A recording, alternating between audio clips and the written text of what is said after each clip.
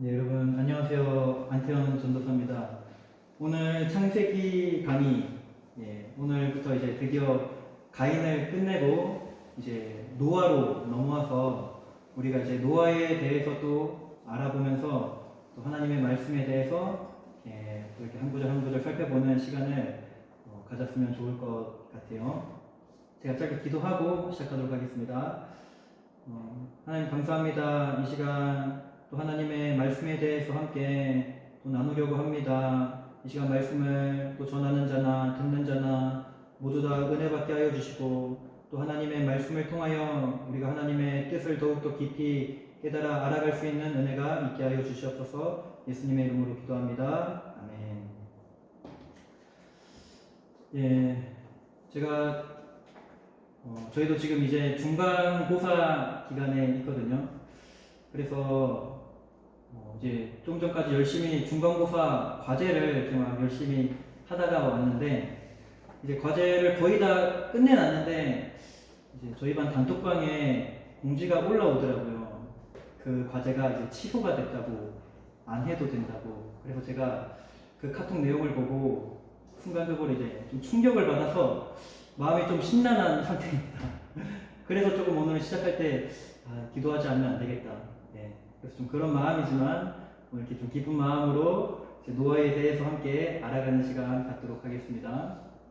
자, 성도님들 이제 새로운 유인물이죠. 노아에 관한 새로운 유인물 다 펴주시고 우리 1번부터 한번 같이 보면서 나가보도록 하겠습니다. 자, 첫 번째 심판을 작정하신 하나님입니다. 자, 1번 하겠습니다. 1번 하나님의 아들들이 어떻게 결혼했습니까? 그들의 결혼관이 어떠했습니까? 자, 성도 여러분 다 본문에 대해서는 다 읽어 오셨을 거라고 생각을 하는데요. 그 창세기 6장 1절에 보면은 6장 2절이죠. 2절에 보면 하나님의 아들들이 나와요. 그런데 여기서 하나님의 아들들이 과연 누구를 가리키는 거냐에 대한 좀 그러한 물음표가 달릴 수 있습니다. 이것이 역사적으로도 이 하나님의 아들들이 누구냐에 대한 좀 논쟁이 있었던 부분이긴 하거든요. 그래서 성경학자들마다 조금씩 이 하나님의 아들들을 누구로 볼 거냐에 대한 해석들이 조금씩 다른데 뭐 한 4가지 정도의 해석이 있는데 크게 가장 대표적인 2가지 해석에 대해서만 제가 짧게 한번 이렇게 제시해 드리도록 하겠습니다. 먼저 첫 번째는요, 하나님의 아들들을 천사로 보는 견해가 있어요. 그러니까 천사가 이 사람의 아름다움을 보고 그 사람에게 나아가서 그들과 이 성적인 관계를 맺었다라고 보는 입장인 것이죠. 여기서 왜 이 6장 2절에 하나님의 아들들을 이제 천사로 보냐면은 이 욥기 1장 6절을 한번 성도님들께서 펴보시겠습니까? 성경이 있으신 분들은 이 성경의 다른 부분에서 이 하나님의 아들들을 이 천사로 표현한 경우가 있기 때문인데요. 욥기 1장 6절에 보면은 이제 하나님의 그 천상의 회의가 열리는데 거기서 하루는 하나님의 아들들이 와서 여호와 앞에 섰고 사탄도 그들 가운데 온지라. 여기서 말하는 하나님의 아들들은 당연히 천사들을 가리키겠죠.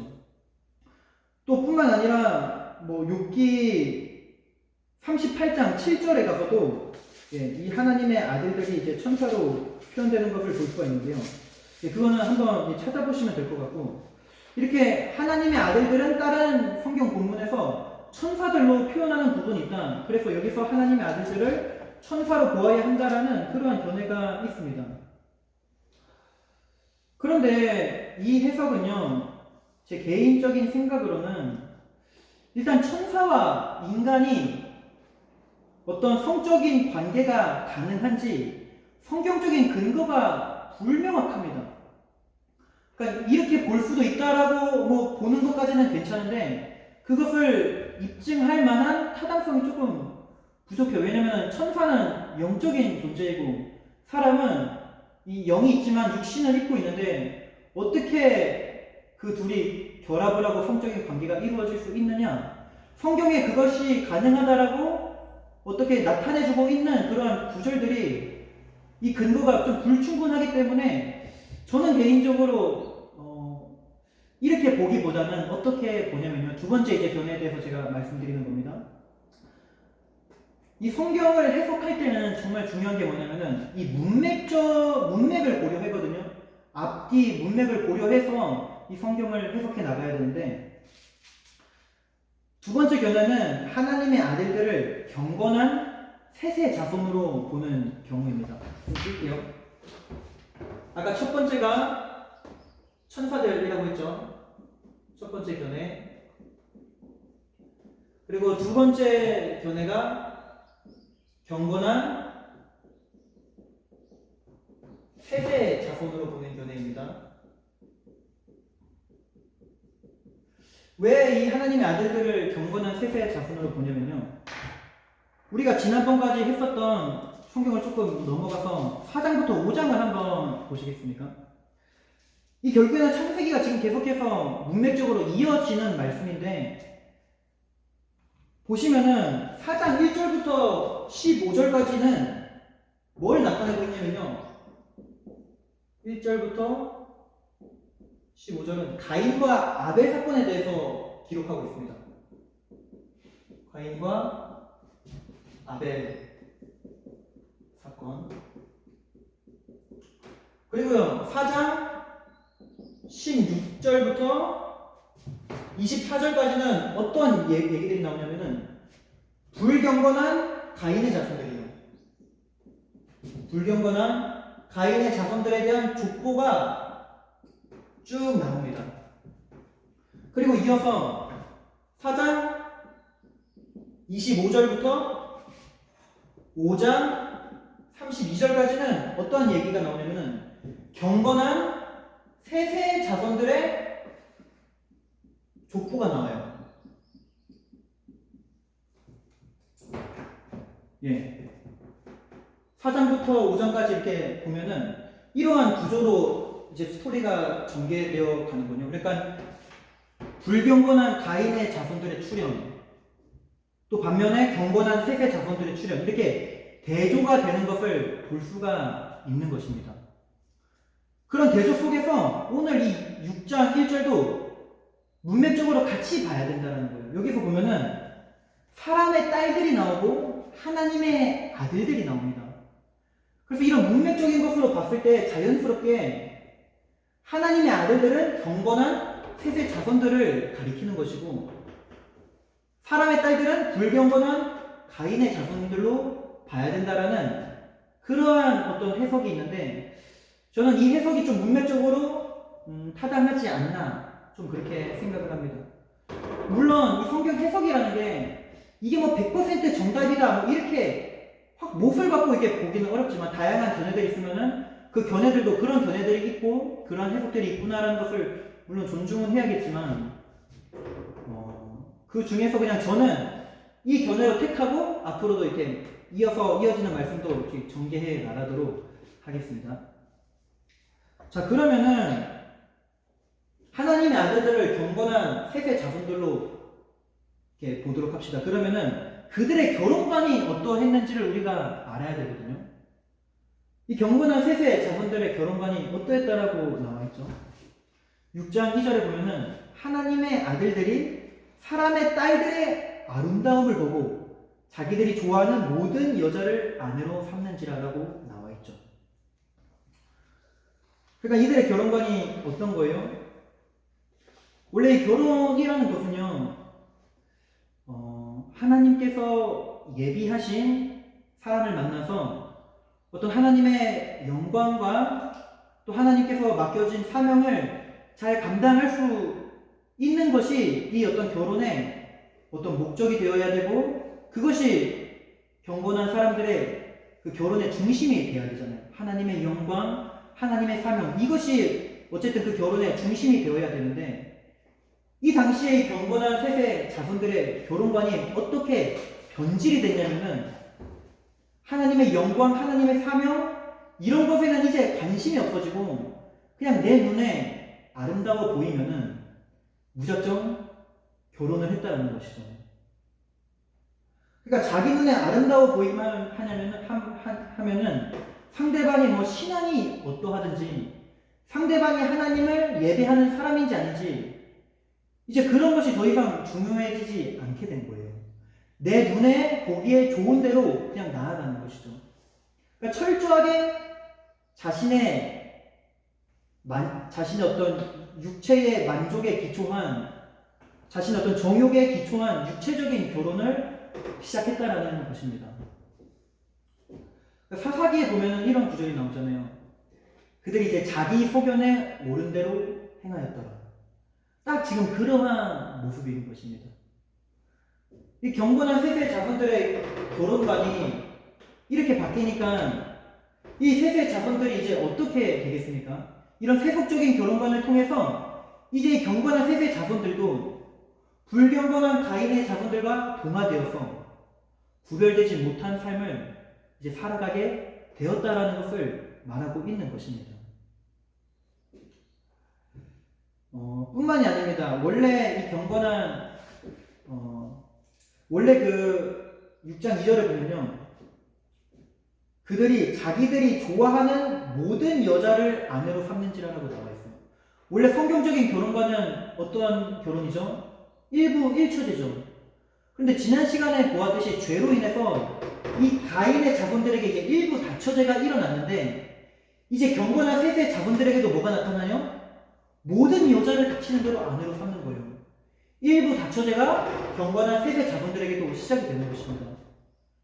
그러니까 이 시대는 이제 경건한 셋의 자손들마저 세속적인 가치에 동화되어진 죄악이 막 만연한 그러한 시대로 가고 있다는 것을 우리가 이해하면 될 것 같습니다.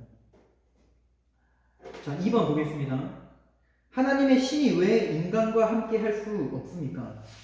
육체가 되었다는 것은 무엇을 의미합니까? 땅에는 어떠한 사람들이 유명했습니까? 하나님의 신이 왜 인간과 함께 할 수 없다라고 나와 있죠? 3절에 나와 있는데, 이는 그들이 육신이 됨이라고 나와 있습니다. 그러니까 육신이 되었기 때문에 하나님이 더 이상 함께 할 수 없는 거예요. 육신이 되었다는 것의 뜻은 뭐예요, 그러면? 원래 사람은 영적인 존재인데 그것을 상실해 버렸다는 것입니다. 그러니까 사람이 마치 동물과 같이 되었다는 거예요. 여러분, 동물을 보면요, 동물은 자기 본능과 자신의 욕구대로 살아갑니다. 이 시대의 사람들이 어떻게 되었냐면은 동물과 같이 그냥 자신의 욕구대로, 자신의 죄의 본능대로 막 살아가기 시작했다는 거예요. 어떤 영적인 그러한 모습들은 전혀 나타나지 않는, 그로 인한 결과가 무엇입니까? 이제 하나님과의 영적인 관계가 단절되는 것입니다. 땅에는 어떠한 사람들이 유명했다라고 나와있죠? 4절에 보면은 네피림이 나오거든요. 이 네피림은 고대의 명성이 있는 사람들이었대요. 네피림이 뜻이 어떠한 뜻이냐면은 거인, 그리고 용사, 폭군, 이러한 뜻이 있습니다. 그러니까 이들은요, 이 네피림이라는 존재는 뭐 힘이 굉장히 강력한 존재들이었다라는 거예요. 거인, 용사, 폭군, 침략자. 그러니까 이들은 힘으로 상대방을 제압하고, 힘이면은 빼앗을 수 있고, 막 그러한 존재가 네피림인데, 그들이 고대에서 굉장히 명성 있고 유명한 자들이었다라는 것은, 이 시대가 어떠한 시대였냐면은 힘을 자랑하고 힘이 있으면 모든 것을 쟁취할 수 있고, 그러한 양육강식의 시대, 강자는 살아남고 약자는 죽게 되는 그러한 무법천지의 시대로 지금 점점 가고 있다라는 것을 보게 되는 것입니다. 그래서 우리가 여기서 계속해서 기억해야 될 건 뭐냐면은, 이 아담이 선악과를 까먹고 죄를 짓게 되잖아요.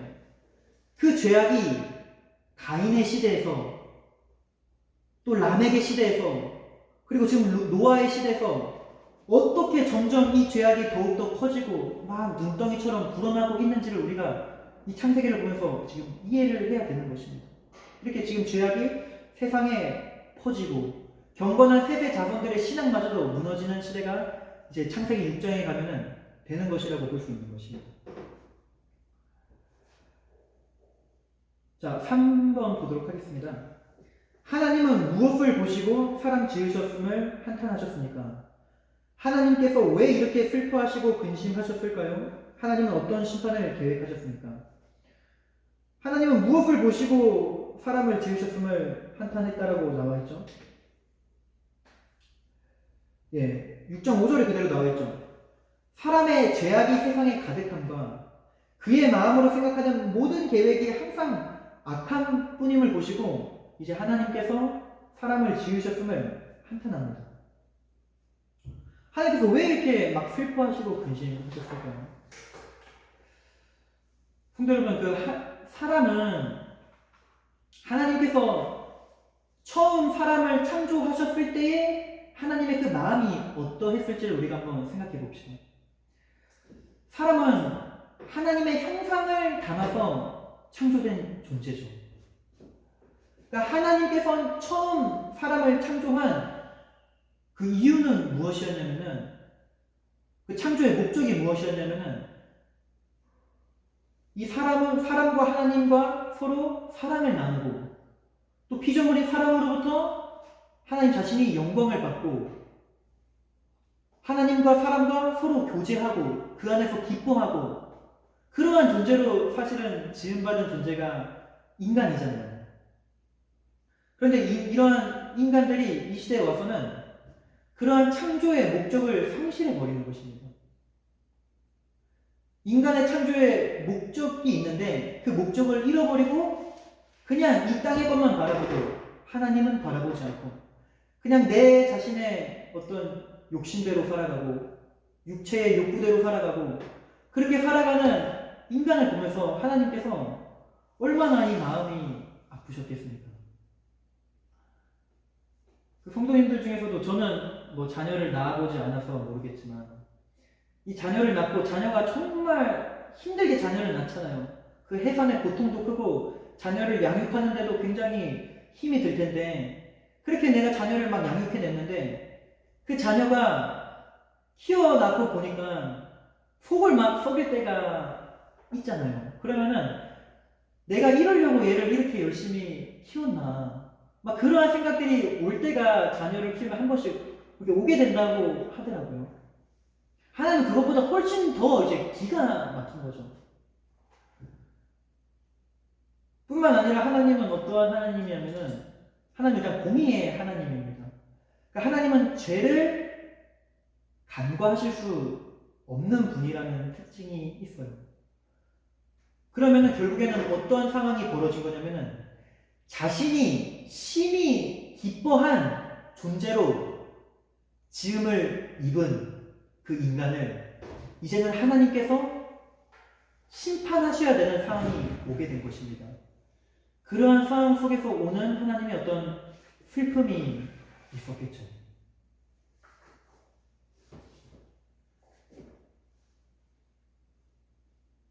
예, 하나님은 그래서 결국에는 홍수 심판을 계획을 하십니다. 자, 2번 노아와 언약을 세우신 하나님에 대해서 보도록 하겠습니다. 그런 시대에 누가 하나님께 은혜를 입었습니까? 네, 6장 8절에 보니까 이러한 제약이 만연한 시대에 창조의 목적을 잃어버리고 하나님을 떠나 죄악을 사랑하고 살아가던 그 육신이 되었던 시대에 이 노아라는 한 사람이 하나님께 은혜를 입게 됩니다. 이어서 계속해서 보도록 하죠. 노아의 사족은 어떠합니까? 9절, 10절에서 나와있죠. 노아의 사족에 대해서.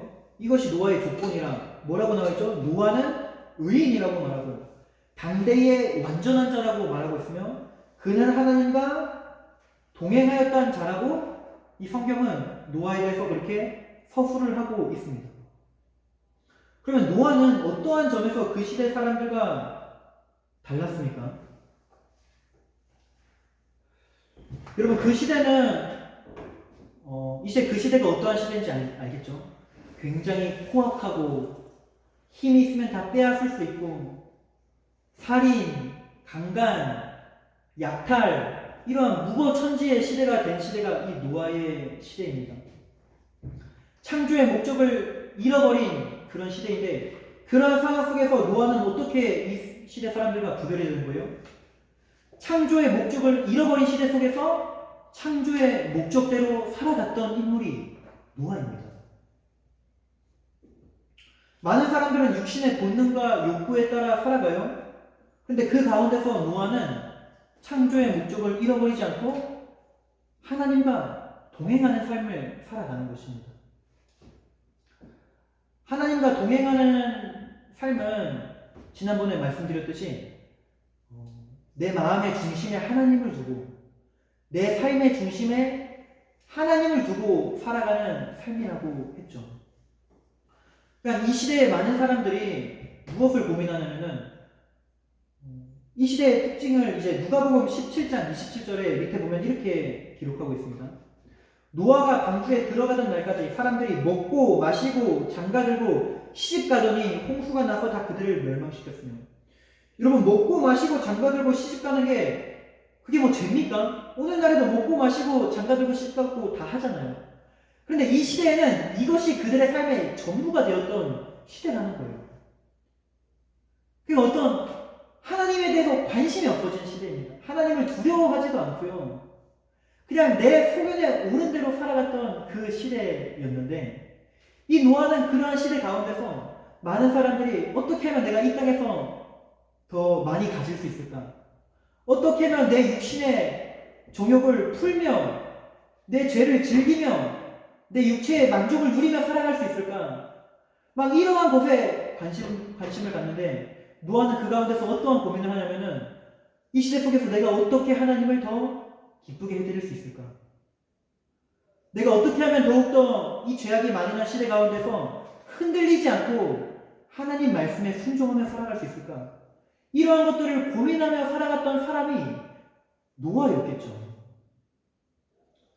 그래서 저는 노아를 보면요, 참 대단하다고 느껴집니다. 왜냐면은 많은 사람들이 하나님을 믿고 따르는 그런 시대 속에서 우리가 신앙을 지키고 하나님을 예배하는 것은 그렇게 어렵지는 않을 수 있잖아요. 왜냐하면 사람은 이 환경과 분위기에 영향을 많이 받기 때문에. 그런데 노아가 정말 대단한 이유는요, 이 시대는 하나님이 어디서 이러한 시대거든요. 하나님을 전혀 두려워하지 않는 시대인데, 그러한 시대 가운데서도 하나님을 두려워하며 살아가고, 하나님의 말씀에 자신의 행동의 기준을 두고 살아가고, 그런 분위기 속에서 이렇게 자신의 신앙의 순결함을 지키며 살아갔던 노아를 이렇게 생각해 보면은, 노아가 참 대단한 것 같아요. 그 시대 속에서 또 얼마나 노아가 또 외로웠을까, 그런 마음도 들고 얼마나 또 고난이 많았을까, 그런 생각도 좀 드는 것 같습니다. 그래서 노아 신앙의 특징은 우리가 뭐 여러 가지로 말할 수 있지만, 노아의 어떤 신앙의 특징을 보면은 죄악의 쓰나미가 막 몰아치는데 그 가운데서 쓰나미 속에 떠내려가지 않고 그것에 저항하며 그 가치관에 휩쓸리지 않는 그러한 신앙의 어떤 특징이 있었다는 것을 우리가 볼 수 있고요. 많은 사람들이 이 땅에 관심을 갖고 어떻게 하면 나를 더 기쁘게 만들 수 있을까, 이런 것들을 고민하는데, 노아는 어떻게 하면 내가 이 시대 속에서 하나님을 더 기쁘시게 할 수 있을까, 이런 고민을 갖고 살아갔던 인물이 이 노아였던 것 같습니다. 자, 3번 보도록 할게요. 하나님은 세상을 어떻게 심판하시고자 하시니까, 13절, 17절 보시면은 이제 홍수로 하나님께서 세상을 심판하신다라고, 더 자세한 건 이제 9절, 그 13절, 17절 속에 이제 나와 있죠. 홍수로 땅에 있는 모든 이제 생명의 기운이 있는 것을 멸하시겠다고 하나님께서 말씀하십니다. 그 노아에게 홍수 심판을 대비해서 무엇을 만들라고 명령하셨죠? 방주를 만들라고 명령하셨죠. 방주에 이태도를 그려보시오라고 나와 있는데, 성도 여러분 죄송합니다. 이런 거 너무 어렵죠. 저도 이제 그림은 못 그리는데, 이제 6장 15절에서 이제 16절 보면은 하나님께서 방주에 대한 세밀한 설계를 주시거든요. 1규빗이 오늘날에 이제 어떤 단위냐면 한 45cm, 한 요 정도 되는 이제 45cm니까 뭐 요 정도 되는 길인데요. 이제 방주를 환산해 보면은 오늘날에 항공모함 정도 되는 굉장히 거대한 크기라고 합니다. 그리고 성경에 나타난 이 설계를 재현을 해보면요, 많은 학자들이 뭐라고 평을 하냐면은 이렇게 지어진 방주는요, 홍수에 견딜 만한 가장 합당한 구조와 크기였다라고 해요. 하나님께서 제시한 그 설계 방식대로 재현을 해보면은 이 홍수 심판에 대해서 견딜 수 있는 가장 합당한 구조와 크기로 구성이 되었다는 것을 오늘날 많은 학자들이 그렇게 증명을 해주고 있습니다. 성도 여러분, 왜 하나님께서 방주를 직접 설계했을까요? 세밀하게. 하나님의 이 홍수 심판 속에서 건짐을 받을 수 있는 유일한 길을 알고 있었던 분은 누굴까요? 그 분도 역시 하나님이시겠죠. 그렇기 때문에 하나님은요, 노아에게 이 방주에 대한 설계를 직접 이렇게 하시고 그것을 알려주신 것은요, 노아를 가장 안전하게 구원하시기 위해서 하나님께서 직접 이 방주를 설계하신 것입니다. 여러분, 하나님의 심판 속에서 구원받을 수 있는 유일한 길을 알고 계신 분도 하나님이시겠죠. 왜냐하면 그 심판을 행하시는 분이 하나님이시니까. 그렇기 때문에 인간들은요, 하나님의 심판 속에서 하나님께서 제시하신 그 구원의 방식에 그대로 순종하면 되는 것입니다. 노아가 하나님께서 명령하신 그 방주의 설계대로 그 방주를 짓고 그 방주에 들어가는 것이 하나님께서 제시한 구원의 방식 가운데 순종하는 것이겠죠. 그렇다면은 오늘날에도 마지막에 예수님께서 재림하실 때는 이제는 물 심판은 없죠. 하나님께서 무지개 언약을 나중에 주시죠. 창세기 9장에 가면은 이 마지막 때는 결국 이제는 물 심판이 아니라 불 심판이 있을 거라고 성경에는 기록되어 있는데, 그 마지막 심판 가운데서도 우리가 구원받을 수 있는 유일한 길이 무엇입니까? 하나님께서 우리에게 제시해 주신 구원의 방식이 무엇이에요? 예수 그리스도를 믿는 것입니다. 이것이 하나님께서 우리에게 제시해 주신 구원의 방식이에요. 그렇기 때문에 우리는 이 방식에 순종하면은 가장 안전하게 구원받을 수 있는 것입니다. 오늘날의 가장 안전한 방주는요, 이 세상의 권력도 아니고요, 이 세상의 돈도 아니고요, 이 세상의 명예도 아니고요, 바로 예수 그리스도입니다. 방주 안에 있었던 노아와 그 노아의 가족들이 가장 안전했듯이 오늘날에도 예수 그리스도 안에 있는 성도가 가장 안전하다는 것을 성도님들께서 꼭 기억하셨으면 좋겠습니다. 자, 마지막 4번 보도록 하겠습니다.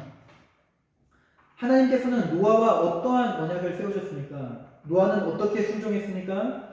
노아는 말씀에 대한 경외심이 어떠합니까? 그가 방주를 만들고자 했을 때 따르는 내적 외적 어려움이 무엇이었을까요? 하나님께서는 노아와 이제 언약을 맺으십니다. 하나님의 어떤 일방적인 약속을 맺으시는 것이죠. 하나님이 노아와 세우신 언약은요, 가족 구원에 대한 언약이었습니다. 그러니까 노아의 믿음으로 인해서 자신의 가족들까지도 구원을 받게 되어지는 은혜를 경험한 것이죠.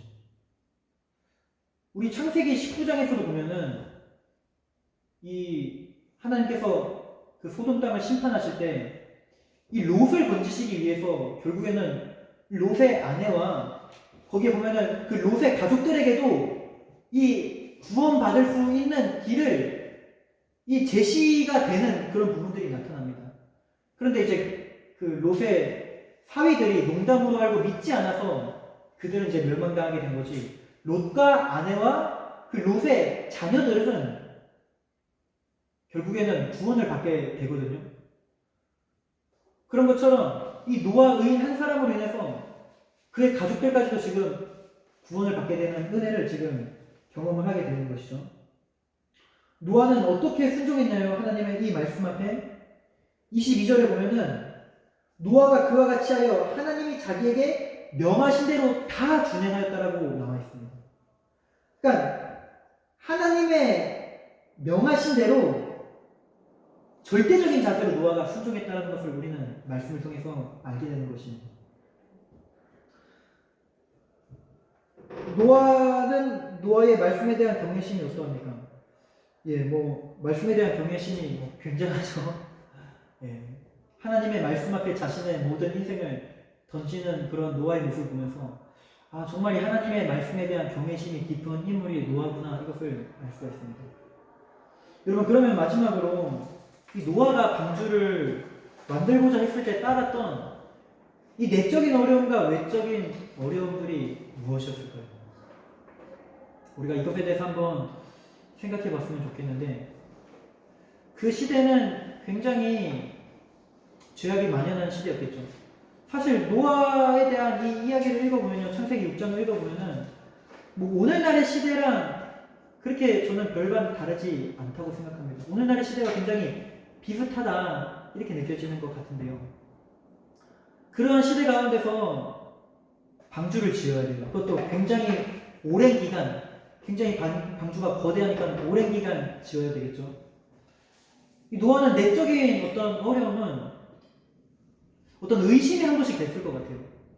왜냐하면 노아가 방주 짓는 기간에도 하늘에는 굉장히 쨍쨍했겠죠. 홍수가 날 것 같은 기미가 보이지 않았을 것입니다. 그 오랜 기간 동안. 그래서 노아의 내적인 어려움은 그러한 의심이 들었을 것 같고요. 외적인 어려움은요. 일단은 노아가 그 거대한 방주를 지으려면은 육체적으로 얼마나 힘들었겠습니까? 고된 일을 해야 돼요.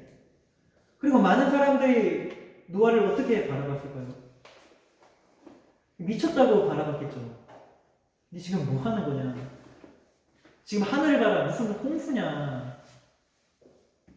그러니까 노아를 막 미친 사람 취급했을 것 같아요. 그러니까 그런 사람들의 어떤 시선, 그런 것들을 감내하며 비웃음, 이런 것들을 다 감내하며 그 방주를 지으려고 하니까 어떤 그런 어려움들도 있지 않았나 생각을 합니다. 그러나 노아는 하나님의 말씀을 경외해서 끝까지 순종했고 그로 인해서 구원을 받게 되는 은혜가 임하게 되었습니다. 오늘 강의를 마무리하면서 저희들이 앞으로 살아갈 시대는 더 노아의 시대와 같이 변하겠죠. 더욱더 사람들이 이제는 육신적으로 변할 테고 영적인 것에는 관심이 없어지는 그러한 시대로 점점 변할 터인데 그 가운데서 신앙을 지키고 이 믿음의 어떤 순수성을 지켜나가는 것은 참 쉽지 않은 시대가 될 것 같습니다. 그러나 그러한 가운데서도 먼저 이 노아가 그 가운데서 이 믿음의 선한 싸움을 싸웠던 것을 바라보면서 우리도 용기를 얻고 또 위로를 얻으면서 이 노아와 같이 이 마지막 시대 가운데서 끝까지 우리 신앙에 대한 순수성과 그 순결성을 잘 지켜나가서 하나님께 주목받는 우리 인생이 되었으면 좋겠습니다. 그럼 이것으로 오늘 강의를 기도하고 마치도록 하겠습니다. 하나님 아버지, 오늘 또 이 짧은 시간 동안 저희들이 또 창세기 6장을 보면서 또 그 시대가 얼마나 타락하였는지 보게 되었고 또 그러한 타락한 시대 가운데서도 노아가 어떻게 하나님 앞에 순결한 신앙을 지키며 살아갔는지 보게 되었습니다.